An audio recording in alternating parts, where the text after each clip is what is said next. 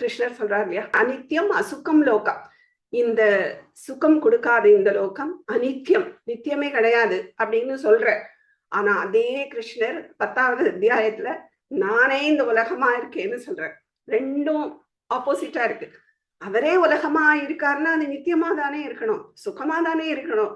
ஏன் அது அனித்தியம்ங்கிறார், அசுகம்ங்கிறார் அப்படின்னா, ஏன்னா ரெண்டும் இருக்கு உலகத்துல. மாயாவும் இருக்கு, பிரம்மாம்சமும் இருக்கு. நாம எதை எப்படி பாக்குறோங்கிறதுலதான் இருக்கு. சோ நமக்கு இப்போ வைராகியம் வரணும்னு வச்சுக்கோங்க, அப்போ அனித்தியம் அசுகம் லோகம்ங்கிற அதைத்தான் எடுத்துக்கணும். அப்படி இருந்தாதான் வைராகியம் வளரும்.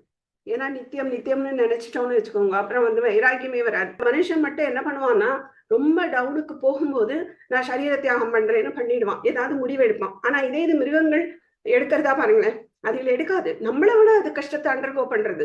அவளுக்கு சர்வைவலே ரொம்ப போராட்டம், டெய்லி டே டு டே லைஃபே போராட்டம். ஆனா கூட இந்த மாதிரி யோசிக்கிறதா பாருங்க, யோசிக்கவே யோசிக்காது.